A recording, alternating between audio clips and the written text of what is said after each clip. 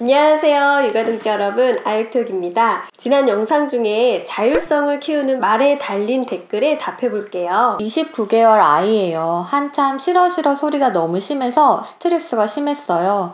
뇌가병은 언제 오나 기다릴 정도로. 그런데 저희 아이는 엄마가 하란 말을 많이 해요. 그래서 숟가락질도 제가 떠놓으면 가져가기 정도만 하고, 포크질도 할 때도 있고 꽂아달라고 할 때도 있고, 양말, 신발 벗기 등등 혼자 할 수 있는 건 했으면 좋겠는데 다 엄마가 하니까 이것도 걱정이네요. 아직 어리니까 엄마가 하면 다 해주는 게 맞는 건지 아님 스스로 할 수 있게 해야 되는 건지 모르겠어요. 마냥 아기 때는 그냥 다 해주면 됐는데 이제 조금씩 자라니 다 해줄 수도 없을 것 같고, 안 해주자니 애는 시키면 싫어하고, 억지로 시키면 싫어하는데 자꾸 스스로 해보게끔 시키게 되네요. 그래서 아이는 더 자신도 없고 더 하기 싫어하는 것 같고요. 육아 너무 어렵습니다. 29개월 이 시기는 사실 뭐든 혼자 하려고 하는 아이든 그렇지 않은 아이든 육아가 참 힘든 시기죠. 맞아요. 뇌가병에 걸린 아이들 내가 밥 먹을 거야, 내가 혼자 양말 신을 거야, 내가 벨트 멜 거야 이렇게 하기는 하는데, 이 아이들도 처음부터 끝까지 오롯이 혼자 스스로 하는 경우가 생각보다 드물어요. 그리고 혼자 하려고 했다가도 막상 잘 안 되면 막 짜증내고 옆에 있는 엄마한테 괜히 화풀이하고, 또 그거 기다려주기가 시간이 너무 많이 걸리기도 하고 그렇죠. 그리고 내가 할 거야 하다가도 어느 날 갑자기 또 내가 안 하고 엄마가 할 때가 있죠. 아이들이 매일매일 다 다르니까요. 그래서 지금 댓글 주신 분 아이 너무 걱정하지 말자. 어차피 이 시기에는 내가 할 거야 해도 별거 없다. 결국에는 내가 다 해줘야 하는구나. 이렇게 속으로 생각하는 게 어쩌면 더 마음 편할 수도 있을 것 같아요. 그러면 뭐야, 그냥 냅두라는 건가? 이렇게 생각하실 수도 있을 것 같은데요. 일단 이렇게 걱정을 좀 가라앉히고 아이에 대한 기대치도 낮추고 천천히 한 단계씩 밟아 나가 보도록 하겠습니다.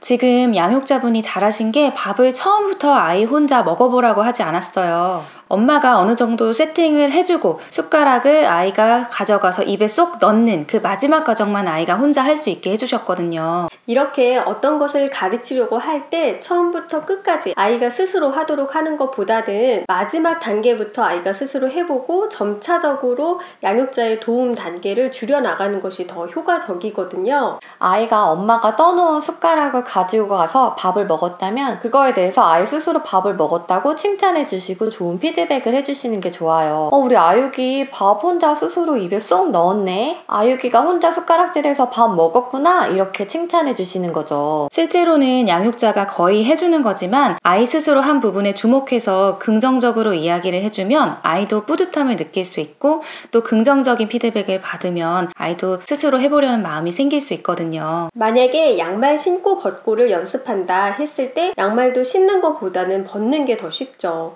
그러면 양말 신는 거는 일단은 내가 어느 정도는 좀 해줘야겠다 이렇게 속으로 생각을 하시고, 양말 벗을 때 아이가 스스로 할 수 있도록 조금 유도를 해볼 수 있을 것 같아요. 일단은 양말 벗을 때 발 뒤꿈치 부분을 살짝 내려주고 아래로 조금 더 당겨주면 마지막 단계에서 아이가 그 양말 끝부분을 손으로 잡아당기면 벗을 수 있도록, 그래서 아이가 그렇게 했을 때 우리 아육이 양말 스스로 다 벗었다 이렇게 긍정적으로 피드백을 해주시는 거예요. 저희가 말씀드린 예시에서 눈치채셨겠지만 사실은 양육자가 거의 다 해주는 거거든요. 그런데 마음가짐은 아이가 스스로 할 수 있을 때를 위한 밑작업을 계속 깔고 있다고 생각하셔야 돼요. 그렇기 때문에 이 과정을 진짜 양육자가 일사천리로 후루룩 뚝딱 해버리는 게 아니고 아이한테 슬로우 모션처럼 시범을 보여준다는 생각으로 가르쳐 주시면 좋을 것 같아요. 이때 슬로우 모션을 잘 찍으려면 목표 과제를 세분화해보는 게 중요한데요. 예를 들어 양말 신기를 한다면 먼저 두 손으로 양말 입구를 벌린다. 양말에 발가락을 넣는다.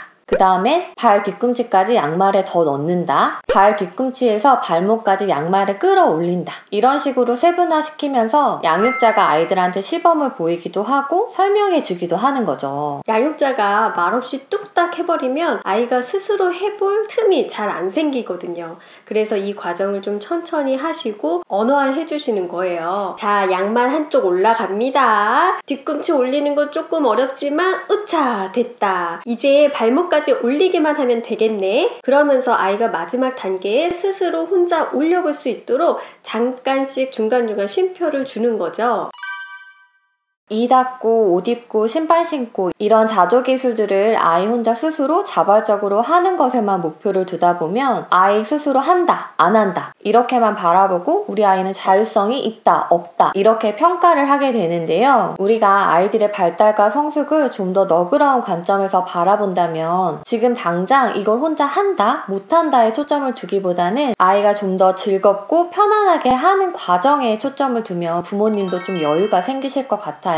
요즘 공부 정서라는 말 들어보셨죠? 이 말은 공부에 대한 정서가 좋아야 지치지 않고 자기 주도적으로 꾸준히 공부를 할 수 있다는 말이에요. 아이들이 스스로 신발 신고 양치하고 세수하고 이런 것들이 처음부터 뚝딱 하는 게 아니라 결국 배우고 익혀가는 학습의 과정이잖아요. 이 과정에서 아이들이 너무 비난도 많이 받고 잔소리도 많이 들으면 자조기술에 대한 정서가 안 좋아지고 이런 정서가 나빠지면 아이들이 스스로 하는 자발성이 점점 떨어지게 됩니다. 그럼 자조기술을 지도하고 연습할 때 어떻게 하면 조금 더 즐겁고 편안하게 할 수 있을까요? 바로 놀이처럼 해보는 것입니다. 예를 들어서 티셔츠를 입을 때에도 우리 아육이 어디 갔지? 아육이 얼굴이 안 보이네? 따꾸! 아육이 얼굴 나타났다! 오른쪽 손은 어딨나요? 두두두두두두 여기 있네! 왼쪽 손은 어딨나요? 뿅! 이런 식으로 숨바꼭질 하듯이 해보는 거예요. 그리고 나서 우리 아육이 티셔츠 입는 거 협조 진짜 잘해줬다 라고 말하거나 우리 아육이랑 엄마랑 같이 힘 합쳐서 티셔츠 진짜 잘 입었다 이렇게 또 긍정적으로 피드백하는 거죠. 이렇게 천천히 상황에 대해서 안내를 하고 깍꿍놀이 하듯이 옷 입기를 하면 아이는 혼자 옷 입는 게 숙제처럼 느껴지기보다는 나도 해볼까 하는 동기부여가 될 수 있어요. 아이를 양육할 때는 유머 감각을 가지고 있는 게 진짜 도움이 많이 되죠. 아이가 밥을 스스로 잘 안 먹으려고 하는 아이를 밥을 먹일 때를 한번 생각해 보세요. 아이가 먹을 밥을 숟가락에 떠놓고 옆에 하츄핑 같이 막 장난감을 둔 거예요. 그럴 때 하츄핑이 우리 아육이 밥 먹는 거 뺏어 먹으려고 보고 있는 것 같아 라고 하면 아이들이 금방 놀이 상황에 몰두해가지고 엄마 눈 감아봐 이러거든요. 그럼 눈 감고 있으면 아이가 금방 입에 숟가락으로 밥을 먹는 거죠. 그리고 나서 눈을 뜨면 밥이 어디 갔지? 하츄핑이 먹었나 봐 이러면 아이도 너무 재밌어 하면서 엄마 또 눈 감아봐 이러거든요. 그리고 나서 또 눈을 뜨면 밥이 또 없어졌어. 이거 누가 먹었지? 아유기가 먹었어? 이러면 자기 안 먹었다고 하고 그럼 하츄핑이 먹은 거야? 그럼 하츄핑 먹으면 안 돼. 이건 아유기 밥이야. 이러면서 밥을 또 뜨면 아이들 또 열심히 잘 먹거든요. 아이들은 정말 이런 뜬금없는 가상 상황, 놀이 이런 거 너무 좋아하고 몰두해서 도움이 되기도 하죠. 이렇게 매일매일을 놀이로 하기는 어렵겠지만요. 그래도 일상의 순간순간들을 유머와 재미로 채우면 배우는 아이도 가르치는 부모도 훨씬 즐겁게 지낼 수 있다는 거 기억해 주세요.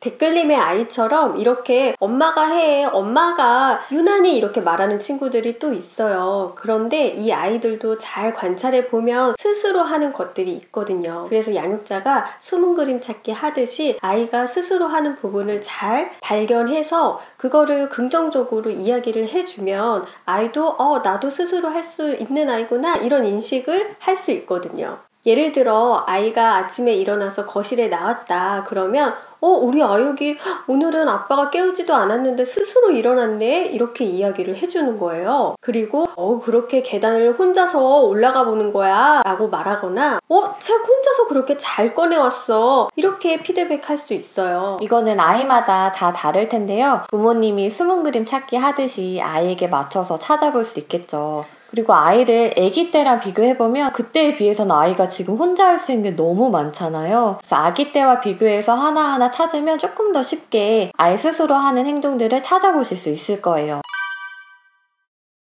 자율성을 키우고자 할 때 가장 안 해야 하는 말이 혼자 해봐 라는 말이에요. 물론 때에 따라서는 혼자 해볼까? 혼자 해보자 이렇게 다정하게 자극해주는 말은 도움이 될 수 있지만요. 특히 댓글 속 아이처럼 평소에 엄마가 해 엄마가 이런 말을 자주 하거나 엄마가 혼자 해보라는 말을 많이 한 상태라면 당분간은 이 말 자체를 안 하시는 게 도움이 되고요. 이것보다는 밑작업을 더 많이 하시는 게 도움이 될 거예요. 혼자 해봐 라는 말 대신에 아이가 이미 혼자 하고 있는 일에 대해서 스스로 했구나, 혼자 하려고 애썼구나, 이렇게 긍정적으로 피드백을 해주시는 거예요.